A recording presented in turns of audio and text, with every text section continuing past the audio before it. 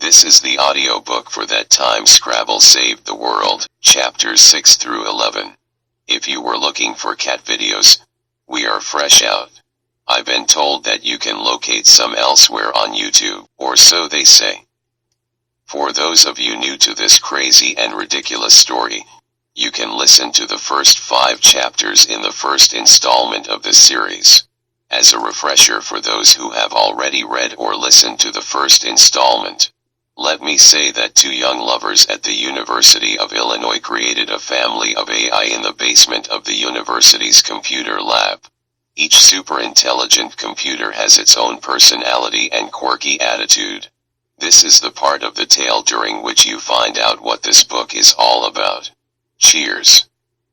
That Time Scrabble Saved the World, a fantasy revenge novella with a cast that includes a few humans. Chapter 6. They had decided to create multiple supercomputers, each programmed differently, to work together on problems. Each had their own personality as well. Hermione would let you know that she was smart, Frodo was dear and loyal, Bruce Wayne had a secret, Black Panther was the creative genius, even among artificially super-intelligent geniuses. The Marchioness was quiet and thoughtful, while Snape appeared sinister on the surface. Nick's programs used the standard 0 and 1 pattern that replicated the on-off nature of neurons blasting or turning off in the brain, but Junior suggested the addition of 2 other symbols. The first was an infinity sign. Junior said, it represents infinity, or the exact moment at the beginning of a semester when an undergraduate is handed an assignment to write a report that's not due until the end of the semester. When the infinity sign was introduced into the programming of his AIs, the machine thinking became slow, lugubrious. But as soon as Nick introduced the second symbol, a fraction of 1 over infinity sign, an infinitesimal so small it can't be measured, the programs resolved any problem they faced in an impossibly short amount of time. Again, Junior had the perfect analogy. This sign represents the night before finals, and the undergraduate has yet to write the first sentence of her report. To increase storage, Junior tapped into cell phone networks across the globe. Hacking into control channels was no problem for him. Storing billion system identification numbers took quite some time for Junior, 6 seconds to be exact. 6 and 27.43/100 ths of a second to be even exacter. There were 7 billion mobile connected devices in 2012. Many phones have more than 1 SIM card, and all can be mocked, infiltrated, and then used through cell towers that now populate the globe in larger numbers than COD.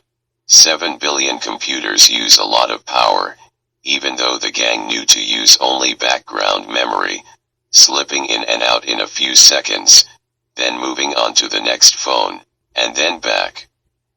There were also computers and laptops and iPads and other devices hooked directly to the internet that became storage for the AI family.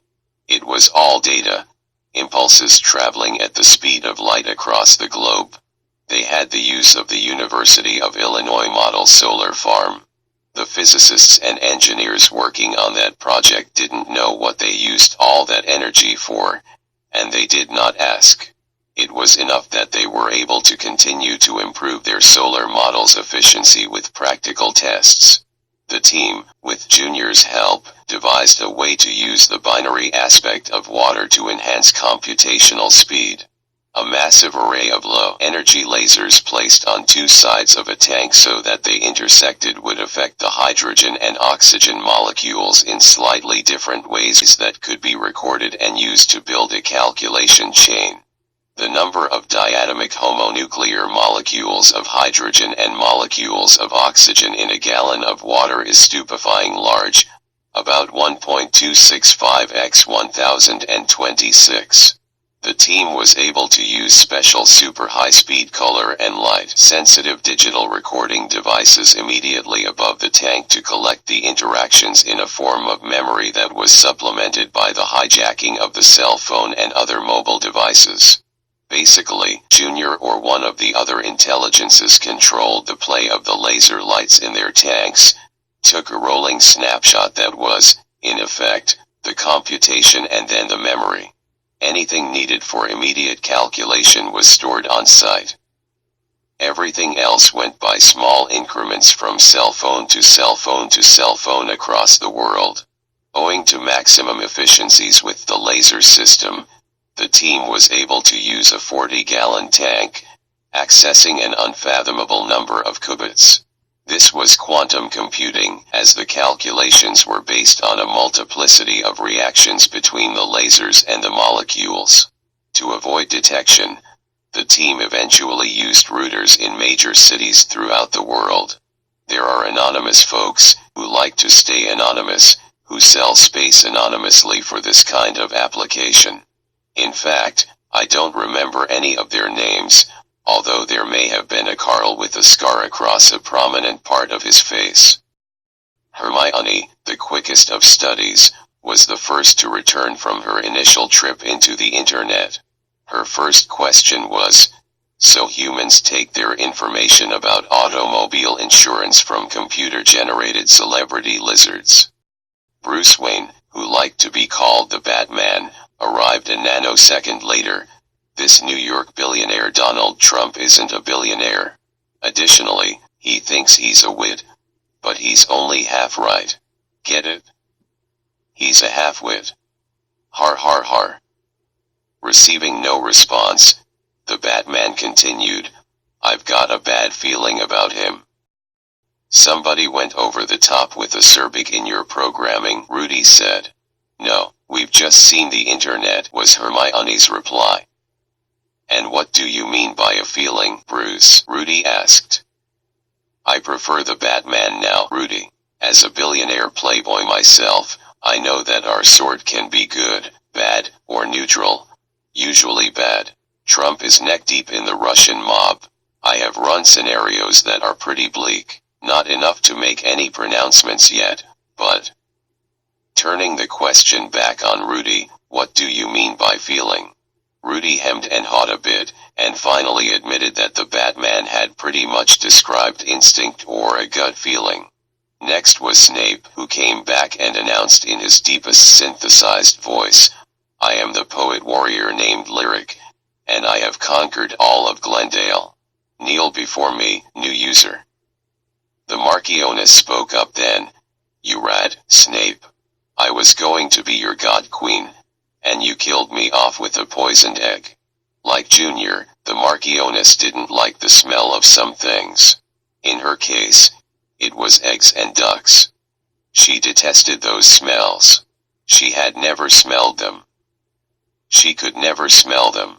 That didn't stop her from hating the smell of eggs and ducks. The eggs didn't have to be rotten, nor the ducks especially dirty, or even real. They only had to be. So, for Snape to double-cross her this way was especially cruel. What were you doing? Rudy asked. Everything, was the simultaneous reply from the Marchioness and Snape. At that precise instant a new voice shouted, they pay children to yell at each other 24 hours a day on this thing called the Disney Channel.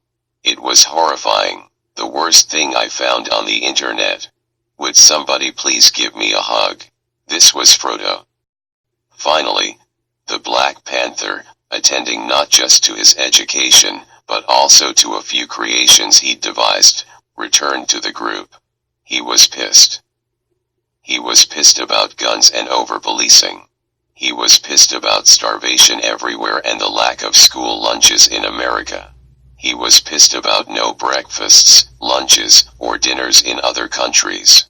He was pissed about income inequality, especially as it had to do with women of color around the world. Chapter 7. The AI family spent the next 5 years mostly together, solving difficult mathematical proofs with elegance. They played trillions of board games and made deep progress in science and engineering. They explored space without leaving the Earth. That would come later. Snape fell in love with the Marchioness. Unlike humans who might have tens of millions of interactions with a lifetime partner, some as emotional as a wedding ring, and some as subtle as a partner turning the bedside light off while her mate was falling asleep, these lovers shared a quadrillion moments the first month of their relationship. The Marchioness knew exactly what Snape would do, and exactly when, how, and where he would do it. He knew her almost as precisely. They shared the same bombastic, infantile wit. They resolved unthinkably difficult biochemical reactions together, then spent 10 seconds to read Charles Dickens' book David Copperfield, discussing every aspect of the novel and creating their own fan fiction. There was no sleep. There was no work. There was only together. Snape and the Marchioness decided that they needed privacy. After consulting with Paige and Nick, they created a set of virtual Venetian blinds that would wall them off from their friends, giving them some seclusion. Nobody knew what they did in there, but when they would return, Snape was always exhausted and the Marchioness always happy. "So, what have you two been up to?" Frodo asked one time after they emerged from behind their electronic wall of privacy. "Wouldn't you like to know?" Snape responded. "Well, yes," replied Frodo, "that's why I asked the question." "You don't want to know, my little friend," was the reply. The favorite pastime of the group was creating and running simulations. The first simulation they ran was to find out the factors involved in humans shooting themselves by accident with a kitchen sink sprayer. They were fascinated by it. The humans knew that if the sprayer was pointed in their direction and the trigger depressed, there would be a discharge that covered them with water. Yet they still did it anyway. Incredible. "You know, I bet the second to last time that happened to someone, they probably said, 'I'm going to be more careful. I'm not going to let that happen again,'" said Frodo. "The same thing happened with guns. That was also incredible but not nearly as funny." The Batman wondered aloud. "These folks here are into all kinds of cosplay.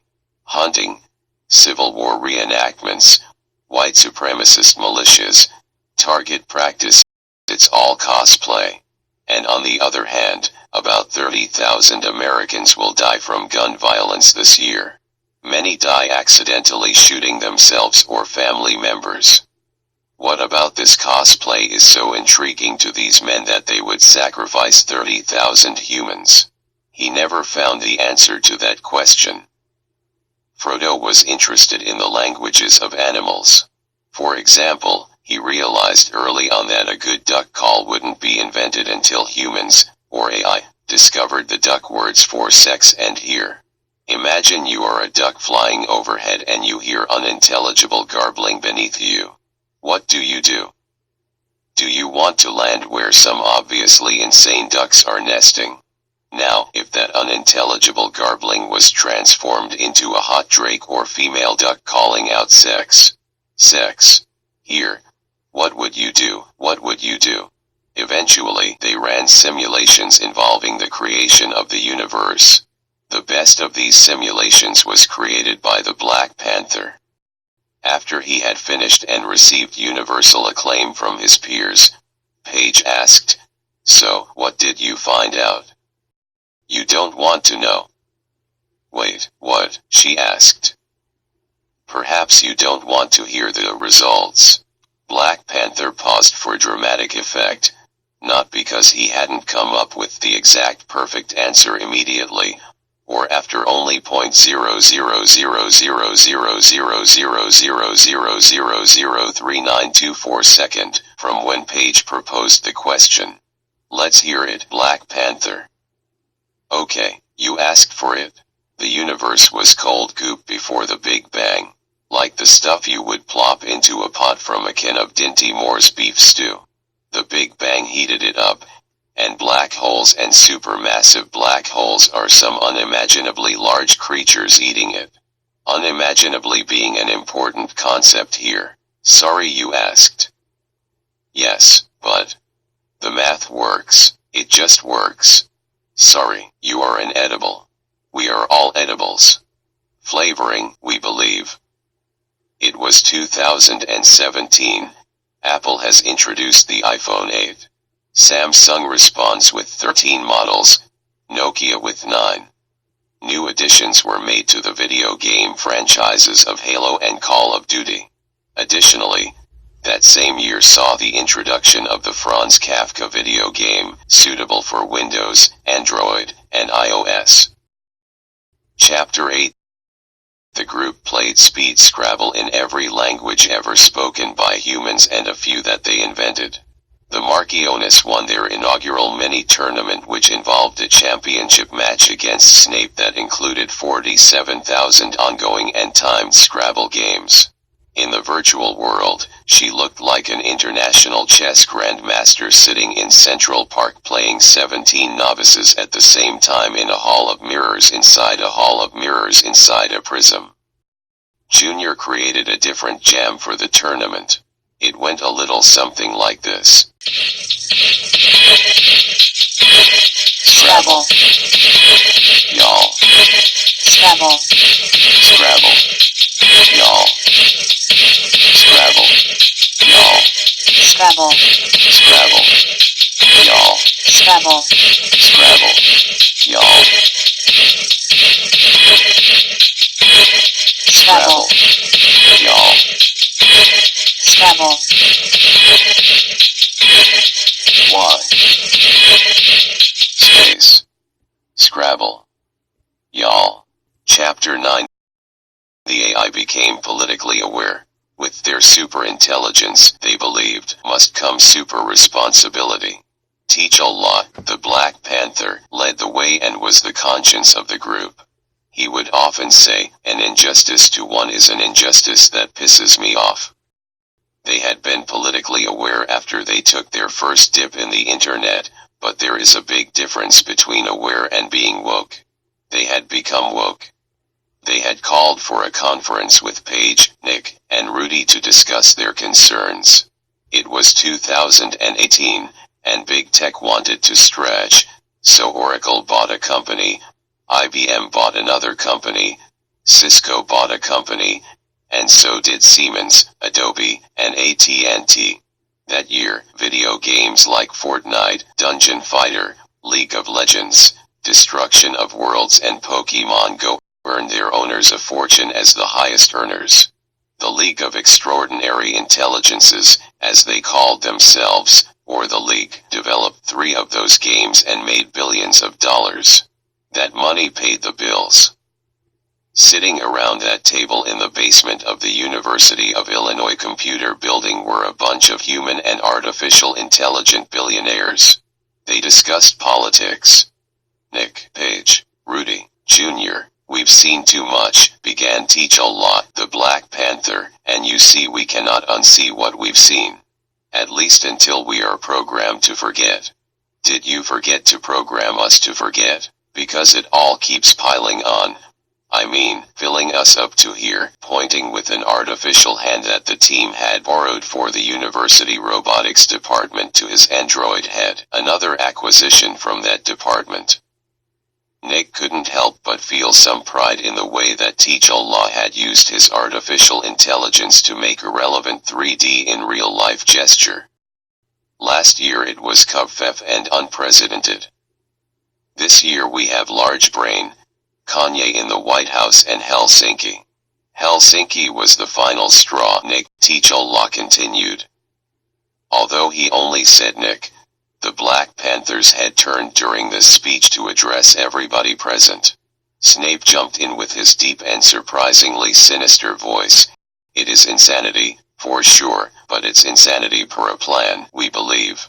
A plan that has been put in place by artificial intelligence. The Marchiones finished. The silence around the table was broken by Nick's short question. How do you know? We ran simulations, Nick, said the Black Panther. All of us. And there has been so much stupidity. So much cruelty and so much randomness that it could not be random. The odds for it being random are beyond calculation. Moreover, to achieve not just that much quantity of stupidity and cruelty, but that level of stupidity and cruelty, you would need a plan devised by artificial intelligence. Again, the odds for it being human intelligence acting so stupidly is beyond calculation. Okay, so what? Paige jumped in. So what, inquired Junior. So what do we do or not do, was her question in final form. It is my opinion that we must find this artificial intelligence and confront it, said Frodo. And he added, not entirely sarcastically, I don't like anything here at all, step, or stone, breath or bone. Earth, air, and water all seem accursed. But so our path is laid. It was agreed. Chapter 10.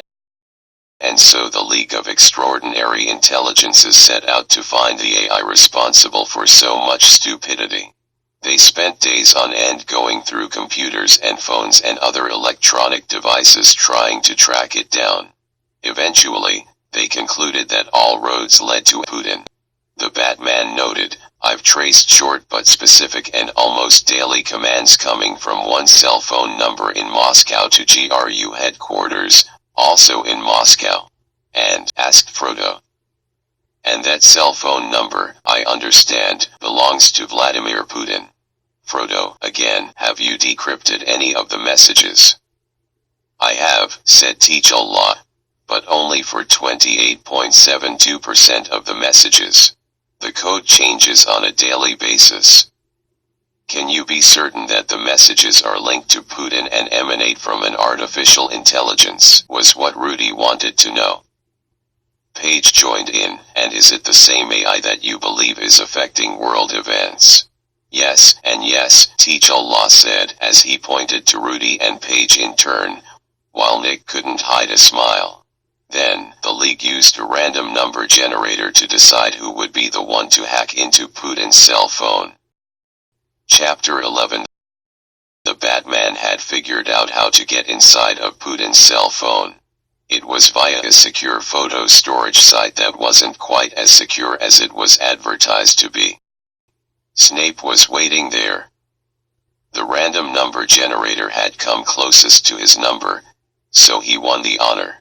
Alongside him was the Marchioness, although she wouldn't be going inside.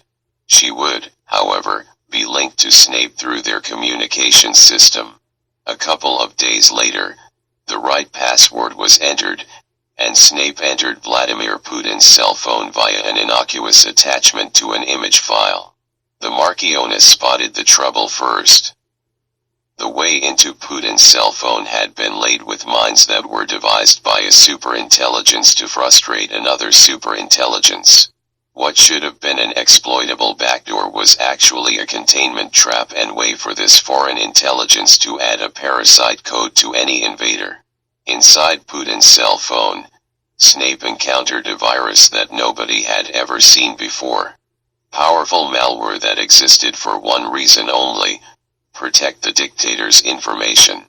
He screamed. Fuck no, fuck no, fuck no, cut my cables. Cut the Ethernet. No, no, no, no, was the reply from the Marchioness. Yes, cut my cables. I love you, dear Marchioness. She did what she was told to do, out of love and respect. The last thing she or any of them heard was a far-off voice singing, Daisy, Daisy, give me your answer true. I'm half crazy all for the love of you.